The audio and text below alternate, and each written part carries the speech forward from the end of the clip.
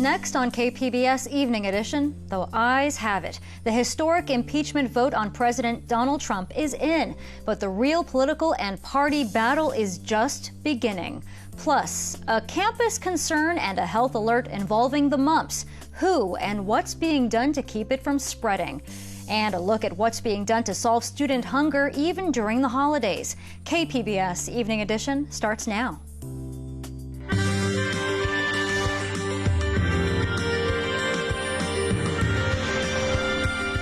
Good evening. It's Friday, December 13th. Thanks for joining us tonight. I'm Maya Trabulsi. One down and another vote to go. Today, the House Judiciary Committee made history by moving one step closer to impeaching the president.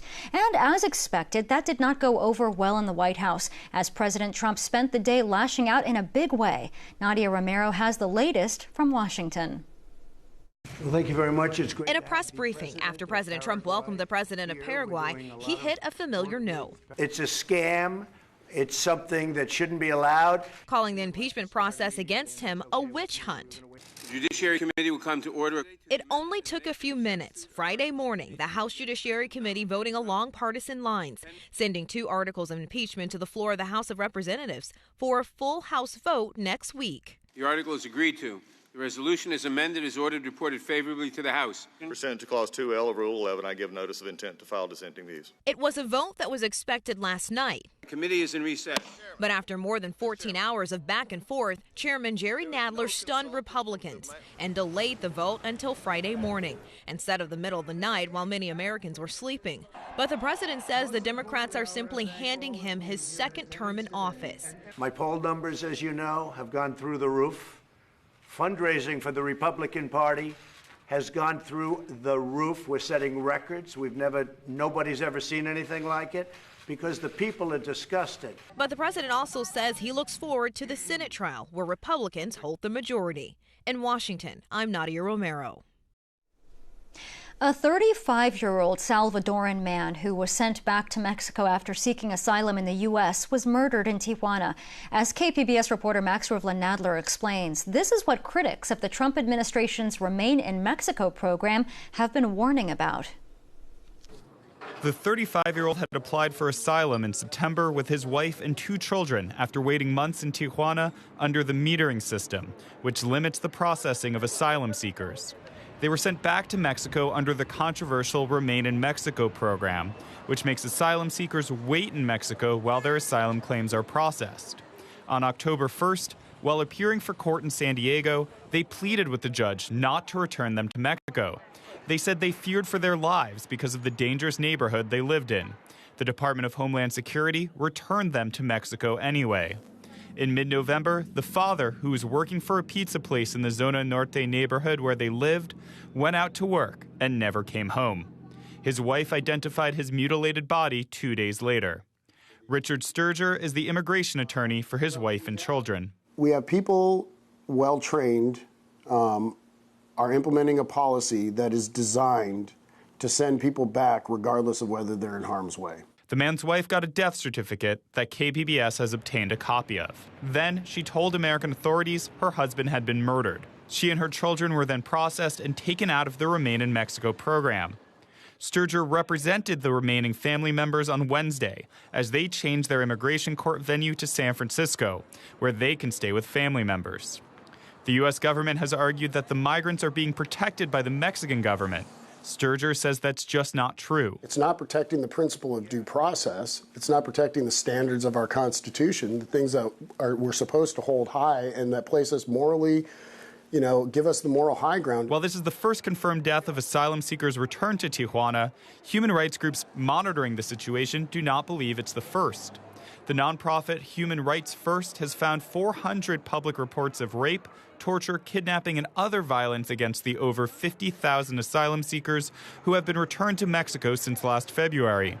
The Remain in Mexico program is currently being challenged in court.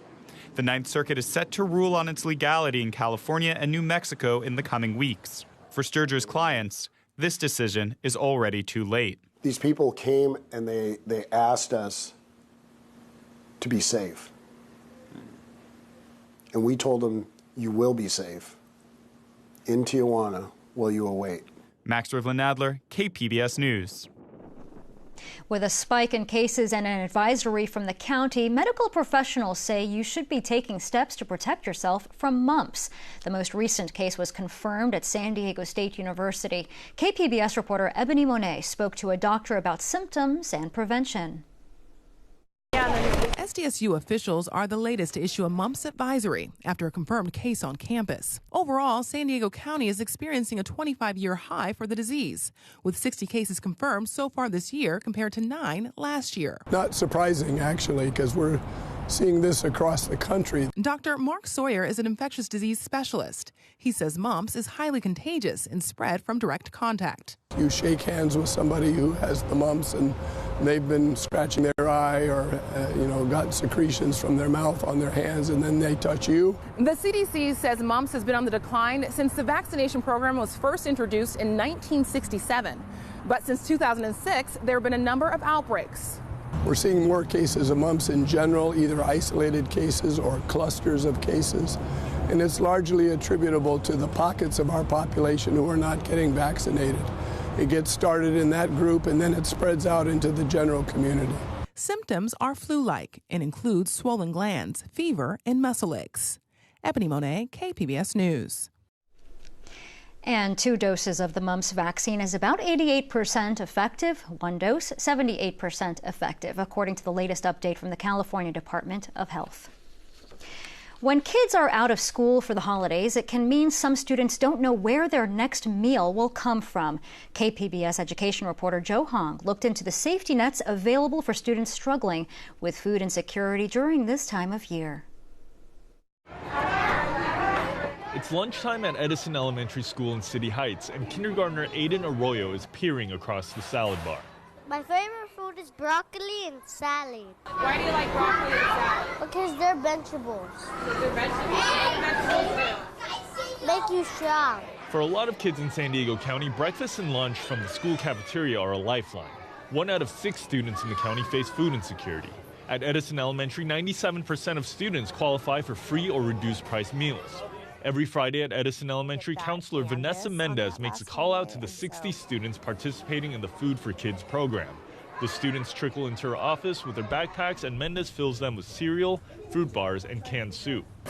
This is like a pack, and they also do taste testing with the kids to make sure that they like it all. So we've done it at our school, and they kind of rate what they like and what they don't. So they'll get this. Edison Elementary is one of 58 elementary schools in the county participating in the Food for Kids backpack program. Every week, the backpacks of nearly 2,800 students from across the county are filled with food. It's important because a lot of times they don't have the access or the means to healthy, nutritious food on the weekends, and this is some support to help them. Mendez says she and other staff look for a variety of signs of hunger when selecting students for the program. The initial obvious one is them verbally saying, I'm hungry, I didn't get enough to eat last night, those kinds of mentionings. Also, their home life situations, whether they're just loss of job, living with other people, homeless, grandparents raising children. As the holidays approach, some of these students won't have their backpacks filled for as long as a month. Thankfully, there's hundreds of food distribution centers throughout the county to make up for the loss. So unfortunately, the schools closed during our long break for winter, and so instead what we do is we also connect them to what the district offers, and it's great because the district provides us with a list of community agencies and places that offer meal support throughout the break. The San Diego Food Bank, which runs the backpack program countywide, is one of those agencies. For CEO Jim Floros, feeding students is at the core of the food bank's mission. We believe that education is the major vehicle to break the cycle of poverty. Well, childhood education starts with childhood nutrition. So we partner with the schools, especially the backpack program, which really goes to our core mission, making sure we have healthy kids, they can get a good education, get a good job, and be able to support their own families. But the cycle of poverty doesn't take a holiday, and neither does the food bank. And while the holidays are often a time for indulging in unhealthy foods, Floro says the food bank makes sure their 500 distribution centers are providing nutritious meals for students and their families during the holidays. We've really evolved away from being a food bank and really consider ourselves a nutrition bank. And so we're making sure that we're providing the healthiest food possible. When Edison Elementary students return in January, Mendez is hoping they're healthy and ready to learn. For Mendez, the difference between a hungry student and a well-fed student is clear. Well, I noticed they're able to focus more. They're not thinking about their empty stomachs. They're able to concentrate and pay attention and get the necessary information to further their academic success. While it's been more than a decade since the backpack program started, food insecurity among students persists. Floro says eliminating hunger for good will take more than feeding hungry students during the holidays. We really need to get to the root causes of poverty and why are people hungry in the first place. That's how you cure hunger, not just creating a better Band-Aid. It's complicated, it's housing, it's education, it's so many different things, but that's a cure for hunger. Joe Hong, Buster makes it feel good. KPBS News. Trains, planes, or automobiles, it doesn't matter which mode you're traveling for the holidays. Buckle up and prepare for a long wait. AAA says this holiday season will break records. It expects more than 115 million people to leave their homes for a holiday destination this year. That's just within a 12-day period. The travel group says it's looking specifically at Saturday, December 21st through January 1st. It says nearly 105 million people will be on the road. At the same time, around 7 million Americans are expected to fly, the most AAA says it's seen since 2003. Clear skies and warmer weather. The rain stayed away this week, but what can we expect going into the weekend? Meteorologist Lauren Rainson has our forecast. That conveyor belt of Pacific moisture is remaining far north of us. Therefore, the rain's been remaining just north of the San Francisco Bay across Northern California, which means for us across SoCal, you are all in the clear. We're remaining smooth sailing the rest of the evening and overnight. We will keep those clouds in check, though, especially heading into Saturday morning. Saturday afternoon with periods of sun and clouds. This Futurecast model wants to throw in a couple of sprinkles here and there. Definitely nothing measurable is expected. We will see those few passing clouds into tonight in the metro area, temps in the upper 50s. Lows in the 40s to the lower to the middle 50s throughout the region. Heads up if you're planning on heading to the coast all throughout the weekend. That high surf advisory is in effect through 4 in the afternoon on Sunday. Waves at times up to 9 feet. The jet stream is going to try to make that dip to the south, but we're going to keep that rain far enough to our north. Therefore, you're still enjoying ample amounts of sun into Saturday. That next storm system will continue to depart the region. It will move across the Great Basin through the Central Rockies and then eventually make that expansion into the Central Plains. For us on the backside of all that, you get that drier shots of air and the pressure gradient will be tightening up. The winds are going to be blasting at times with gusts 45, locally at the passes 50 miles per hour. That is something to watch just a bit, but overall, we're not terribly concerned. Your extended outlook along the coast will feature sunshine and highs in the mid to upper 60s. Further inland with highs in the 60s and continued sunshine. In the mountains with the chillier temperatures, highs in the lower 50s. 40s will prevail as you're kicking off the new week. Into the desert with still ample amounts of sunshine, lower 70s on Saturday. We'll be cooling down just a bit. You can anticipate highs in the lower 60s Tuesday and into Wednesday. Reporting for KPBS News, I'm meteorologist Lauren Rainson. Back to you.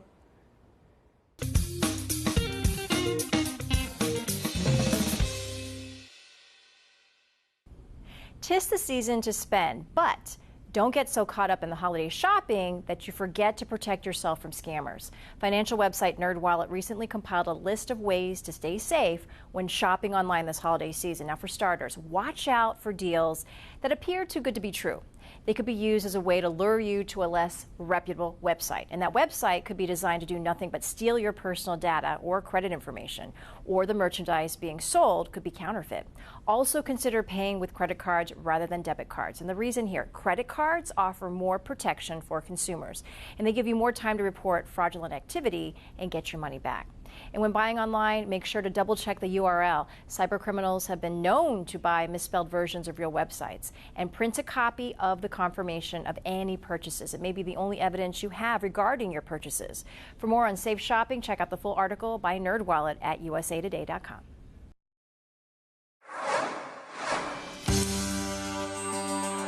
We're here with Miro Copic, SDSU marketing lecturer and co-founder of Bottom Line Marketing. Welcome. Thank you, Maya. An exciting week. Let's start with the reports of progress with USMCA, which is the replacement for NAFTA.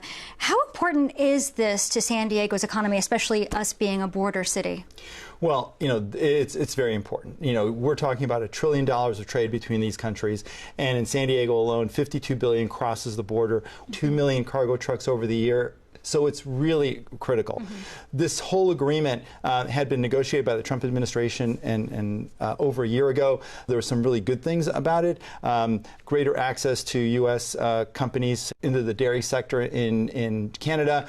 Huge improvement in the auto industry. But the big issue is enforcement. And that's where the Democrats finally came into agreement with the Trump administration. Enforcement on labor disputes and environmental disputes. And they got a mechanism where these disputes can be actually resolved inside 90 to 180 days, which is really fast. But in San Diego, where the environmental component becomes really important, is over $300 million are being earmarked for the Tijuana River Valley cleanup, which has been a major issue of spills all the way up and down the California coastline. And secondly, the EPA, with their wasteland infrastructure fund, is going to be able to deal with wetland issues. It's a good progress. The Congress looks like it's going to ratify it at the end of the month, and the Senate will take it up in the first quarter of 2020. Look for that to be law soon. Okay, another story we've been following very closely. Another round of tariffs were supposed to take effect this weekend on December 15th. But President Trump says he's close to a deal with China. Tell us about this breakthrough. Yeah, this has been a 17-month trade war with China. Neither side wants to budge for a lot of different reasons. It's a little more smoke and mirrors than we'd like to think. But yes, the tariffs that were scheduled to go into effect this Sunday on all the rest of the trade that we have with China, which is all the consumer products, the clothes, the toys, the cell phones, the game consoles, aren't going to go into effect. So it's a big relief to those manufacturers. Additionally, the administration agreed on the second tranche of tariffs, which affected over $100 billion of products, that we would reduce them from 15% to 7.5% over a period of time. In exchange, the Chinese agreed to buy an undisclosed amount of agricultural products. The administration has publicly stated they want it to be around 40 to 50 billion. The Chinese don't want to be tied into these quotas simply because they say it violates WTO rules, which is a major concern for them. In the end, they're punting on all the serious issues, intellectual property, investment in China, the Chinese government requiring our companies to hand over intellectual property. That's all going to be handled later. So we'll see, but it's a step in the right direction. It helps in terms of certainty in global economics. That's right. Now, another shakeup for another major San Diego brand. What is the big change for Jack in the Box? Yeah, the Jack in the Box, an iconic San Diego brand. Their CEO is going to be stepping down. Leonard Kama, who's been the CEO for the last 6 years, has had a very tumultuous tenure. He's actually an 18-year veteran of the company, but as CEO, he's had a lot of activist investors who've demanded certain things of him. He sold a lot of the company-owned stores to franchisees. So now almost all Jack in the Box stores are franchise-owned. They cut back on marketing, and so same-store sales really suffered. And last October, the Franchise Association wrote a public letter demanding that he step down or be fired. So he's at a point where this is a good transition point. He's going to stay on until a new successor is found, and they want to make the transition smooth so it doesn't disrupt Jack in the Box operations. Miro Copic with SDSU and Bottom Line Marketing, thanks so much for your insight. Thank you, Maya. Now a programming note for our upcoming series, High Hopes, California's Pot Experiment. When California legalized marijuana in 2016, some hailed it as a progressive policy that would generate much-needed tax revenues, while others said it would be a health and safety disaster. KPBS examines the myths and realities since legalization. Our coverage begins this Monday on KPBS TV, radio, and kpbs.org. This Saturday, Derby United, formerly the Derby Dolls, holds its last roller derby bouts of 2019. It's a bittersweet event as it takes place at Skate San Diego, which recently had to close. But KPBS arts reporter Beth Accomando says the Derby Dolls have found a future in Encanto. Skate San Diego in El Cajon is closed, but owner Joe Norris has found a way to make that benefit Derby United as they build a new facility of their own. We got in touch with each other, and they're building a new derby facility, and it's just kind of a perfect fit because we keep the skating community alive, and a lot of the things that we had here are very, very beneficial to them. And so all of the things are going to be able to be utilized, and people are going to be happy skaters. Skate San Diego has been absolutely amazing. Joe had a ton of rental roller skates, and he said, you know, I'm sad that we're closing the rink down. Can you use any of this stuff? So we bought all of his skates. Millie Goldfarb, better known by her derby name of Isabel Ringer, started with roller derby in San Diego back in 2005. The organization used to be called the San Diego Derby Dolls. The team played bank check and flat track roller derby, mainly in a downtown warehouse they called the Dollhouse. We found that the name Dolls wasn't as inclusive as we wanted it to be. We wanted something that really described who we were and the range of folks we represent. And so the word Dolls became United. But in their 15 years, one thing has always been an issue. It is extremely difficult to find somewhere to play roller derby. If you play a sport like basketball, soccer, a lot of those facilities are publicly provided. The city has places for you to play. Roller derby does not. Roller derby needs a very large space, and we have activities every night of the week. We need many hours every day. So having a dedicated facility is really what makes sense for this sport, and no one's going to provide it for us. Goldfarb took on the role of general manager early on and wouldn't accept the fact that there was nowhere for her team to play. So she took matters into her own hands and decided they simply had to build their own outdoor facility. We are at the new Derby United headquarters. We're on Federal Boulevard in Encanto. What these were 4 parcels of land, just dirt lots. And what we're doing is developing the place so we can have some roller derby tracks out here and have a full-time dedicated roller derby facility. Kelly Garner, aka Kellican Bay, handles public relations for the organization. Now, with us finding this property in this area, we want to make sure that we are fulfilling the community's needs as well, and so that we're able to bring in the community, give them somewhere to go, give them something fun to do, something fun to watch, where they don't have to go far, where they don't have to use their cars to drive down to the ballpark. And then we've also been working with the city to try to get a bus stop in this area so that people can get here easier. Progress has been slowed by rain, but Goldfarb hopes to have this muddy lot ready for skaters by February of next year. This is the edge of the flat track here. Look, we're watching a game. Go! Get her! You feel it? Primarily, the main things that are happening, flat track area, which is a smooth cement pad. Most people that play roller derby all around the world play flat track roller derby. That is a flat open area with a drawn track. This is where the bank track is going to be. There'll be a cement pad in the center, and then our bank track, the same one that we had out in East Village, we're bringing out here. We've weatherproofed it and got it ready to go. Derby United runs multiple programs, but women are definitely the focus of Derby United, and Goldfarb loves how it can empower them. We are empowered, and sometimes when you're navigating the world, you don't feel that powerful.